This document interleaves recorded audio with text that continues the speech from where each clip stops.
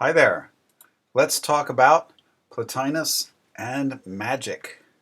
I'm Eric Steinhardt. You can learn more about me at my website, ericsteinhardt.com. And this is Chapter 1, Ancient Magic. So there's lots of magic in the ancient world.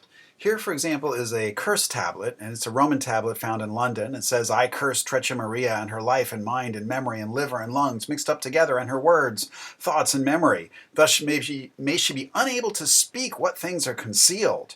Wow, sounds like Treccia Maria had some secrets. It's a little hard to see from the curse tablet, but you can see some little writing on there, and they were able to decipher that. It's a metallic, probably lead tablet. Here's the Pella curse tablet, a longer one, and you can see how they've been able to extract the Greek lettering from it down on the bottom. The Pella curse tablet is from Macedonia in northwest Greece, and it dates to about 375 to 350 BC. So it's old. And the woman who wrote it doesn't want her lover Diosophon to marry another woman, Thetima. It's a romantic thing. It's actually not so much a curse as an attempt to bind, right? To bind this woman to Dionysophon. It says, of Thetima and Dionysophon, the ritual wedding and the marriage I bind by a written spell, right? She binds this, meaning she doesn't want it to happen. And of all other women, both widows and maidens, but of Thetima in particular, she's really worried about this Thetima lady.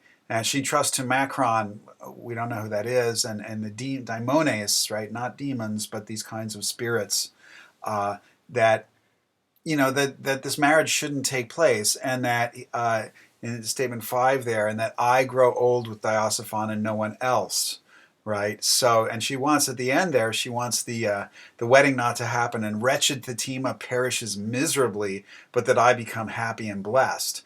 Well, too bad for Thetima. So that's another example of a curse tablet. And these are just throughout the ancient Mediterranean, Greek, Roman, Egyptian world. Here's an ancient puppet, right? Sometimes called a voodoo doll. Not really accurate. Since this was found in Egypt and dates to the 300s AD, probably a curse. This is used to put a spell on some woman, curse some unfortunate woman. You can see the little spikes driven into the head, the eyes, the mouth, the ears, I guess the heart between the breasts and the vagina. All these kinds of places of power. Maybe this is another thing. She doesn't want her enemy to have a baby, or wants this other woman to die, right? So we don't know. Here's an ancient magic book, right? Some texts with maybe some magical inscriptions carved, magical spells or something carved on them. And we know a lot about ancient Greek magic from the Greek magical papyri, a whole collection, right, of hundreds upon hundreds of ancient spells, ancient Greek spells, and also some used in Roman days too. Here's a sample one for business. Success in business. Take orange beeswax and the juice of the iria plant and ground ivy. Mix them. Fashion a figure of Hermes having a hollow bottom, grasping his left hand a herald's wand and his right a small bag. Write on hieratic papyrus these names and you'll see continuous business. Here are the names you're supposed to write. La, la, la, la. Give income and business to this place because Pensibeth lives here. Now you're supposed, after doing that, you put the papyrus inside this little figure you've made, and you fill the hole in the figure with the beeswax, then put it in a wall at an inconspicuous place, and crown him on the outside with a little crown. Sacrifice to the figure a cock, a rooster, and make a drink offering of Egyptian wine, and light for him a lamp that is not colored red. That's a complicated procedure. So what's going on here? And here also in the magical papyri, you have special magical writing, right? It looks kind of like computer code or logical mathematical symbols. You have special magical writing. Let's go to chapter 2. This is Pliny the Elder. He was a Roman on magic. There's possibly what he looks like. He wrote a book, The Natural History, which is sort of one of the first encyclopedias. And he was writing this book, right, Pliny the Elder, and he writes that he will not discuss the devices of magic unless it be to give warning against them or expose them, for I most emphatically condemn all faith and belief in them, right? He's really opposed to magic, and this book says that it gives argument after argument for why magic doesn't work. right? And this is in the early Roman Empire. But Pliny also writes that when it comes to treating fevers, clinical medicine is pretty nearly powerless, for which reason we shall insert a considerable number of remedies recommended by the professors of the magic arts. So in fact, he includes spells even though he condemns them, right? Because medicine actually fails. So he's got a kind of ambivalent attitude about magic, right? It's a lot of fraud and deception and deceit. But look, if all else fails, which it usually does, try magic. Magic is desperate technology. It's wild experimentation, wild science. It's the science you do when all else fails. Let's go to chapter 3, Plotinus on Magic. So this is a guy, not Plotinus, but Apuleius, and he was 124 to 74 AD, just before Plotinus, and he was a famous Roman novelist. That's a picture probably of him, a fresco from a wall in Rome. And he was accused of sorcery, right, which was an offense, a legal offense, and so he went on trial. And at his trial, he gave a definition of magic, and he said that people commonly define a magician as one who, by communion of speech with the immortal gods, has power to do all the marvels that he will through a strange power of incantation. That is, by saying certain words, making certain symbols, you could command the gods, you could get the gods to do your bidding. This sets the stage for Plotinus on magic. Plotinus believes that magic works, right? There's Plotinus on the left. He believes magic works. He says this again and again in the Enneads. And he says that some magicians claim to control great divine powers. They say that humans can control the deities through the use of certain melodies, certain sounds, specially directed breathings, sibilant cries, and all else to which is ascribed magic power. But Plotinus doesn't buy this. Right? He disagrees with Apuleius. He argues that the deities are not affected by human actions. So Plotinus rejects this explanation of magic. Apuleius is wrong. Magic does not command or control the deities. So how does it work, since he believes that magic does work? Plotinus believes that magic works through sympathetic relations. What does he say? If spells and other forms of magic are efficient even at a distance, to attract us into sympathetic relations, the agency can be no other than the one soul of the universe. It's because the universe has one soul which acts everywhere. And Plotinus says a quiet word induces changes in a remote object, right? Magic, it works, and makes itself heard at vast distances, proof of the oneness of all things within the one soul. He says knowledge of our prayers by the heavenly bodies is due to what we may call an enlinking, a determined relation of things fitted into a system. So too, the fulfillment of the petitions, such as curse tablets. In the art of magic, all looks to this enlinkment. Prayer and its answer, magic and its success, depend upon the sympathy of enchained forces. So what's sympathy? This is chapter 4. Magic uses sympathetic relations. It doesn't mean emotional relations. Sympathy is a kind of similarity which binds things together in a causal link. Magic spells, how do you explain their efficiency? By the reigning sympathy and the fact that in nature there's an agreement of like forces and an opposition of unlike, right? There's much drawing and spellbinding in nature, right? Attractions and repulsions. Here is the primal mage and sorcerer, right? The world soul, the soul of the universe, discovered by men who thenceforth turn those same ensorcellations and magic arts upon one another. Plotinus says, suppose the magician were to stand outside of the all, the universe.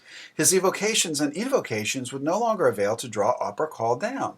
But as things are, he operates from no outside stand ground, and he pulls knowing the pull of everything towards any other thing in the living system. Magic is not supernatural. Right? Apuleius tried to argue it involved the gods. Even the gods aren't supernatural for the Greeks and Romans. But Plotinus says it doesn't involve the gods. It involves purely natural relations. These are relations of entanglement, right? Things are entangled with each other. The vague orange cat there is somehow entangled with the purple kitty, right? So this is entanglement from the one source, like the Plotinian one. Things emerge into distinctness, but yet they have relations of entanglement because of their common cause. And you find this in quantum physics, right? Quantum physics, here's a thing to entangle two photons, right? You pump out some photons through some rubidium, and then, more rubidium, and a probe, and a conjugate, and lasers, and the little symbols, the little twining eight there shows how these little things are bonded together. They're entangled. It's very complicated. Very, very complicated. It's far more uncomplicated than, say, a Wiccan spell or other magical spell that somebody might use today. Setting up a quantum apparatus with rubidium and beam splitters and lasers and all those kinds of things, all the mathematics, is a lot more complicated than grinding up some herbs in a little bowl and saying some magic words. Look, magic spells don't generate entanglements, and quantum entanglement does not justify contemporary or ancient magic. Magic doesn't work in any literal sense. A spell for getting money doesn't get you money. So what does magic do? This takes us to chapter 5. Let's talk about programming. Here's the notion that nature is programmable. Here's Danny Hillis, a programmer, right, in this book, The Pattern on the Stone. He says, I etch a pattern of geometric shapes onto a stone. To the uninitiated, the shapes look mysterious and complex, but I know that when arranged correctly, they will give the stone a special power, enabling it to respond to incantations in a language no human being has ever spoken. I will ask the stone questions in this language, and it will answer me by showing me a vision, a world created by my spell, a world imagined within the pattern on the stone. A few hundred years ago in my native New England, an accurate description of my occupation would have gotten me burned at the stake. Yet my work involves no witchcraft. I design and program computers. The stone is a wafer of silicon, and the incantations are software. So computer programming is like wizardry. It is like magic, uses special magical signs. Ray Kurzweil, in his book The Singularity is Near, says this: Harry Potter, right, the old magic books, unleashes his magic by uttering the right incantation. Of course, discovering and applying these incantations are no simple matters. Harry and his colleagues need to get the sequence, procedures, and emphasis exactly correct. That process is precisely our experience with technology. Our incantations are the formulas and algorithms underlying modern-day magic. With just the right sequence, we can get a computer to do many things. If an incantation is just slightly off mark, the magic is greatly weakened or does not work at all. Once again, giving an analogy between computer programming and ancient magic or contemporary magic spells. Computer programs are like spells. They're spells cast upon matter in secret languages or esoteric languages, and they have need to have the right sequence, the right order, the right shapes. So here's the idea. Nature is programmable. Magic expresses a kind of faith that nature is ultimately programmable. What does that mean? It means nature is controllable by symbols. Right? Programs are symbols, and if you can use symbols to control a computer that can control other things, that suggests that ultimately, if nature is ultimately programmable, all of nature is controllable by programmatic symbols in arcane languages. So magic is a way of setting an intention towards this programmability. Magic expresses faith in the experimental method because you have to experiment to find the right sequence of symbols, right? You have to experiment to figure out the algorithms that you can use, right? The language that you can use to control the operating system of nature. So magic is a kind of hacking. It's a kind of computer hacking. And that'll bring us to an end for now with magic. I'm Eric Steinhardt, and you can learn more about me at ericsteinhardt.com. Thanks.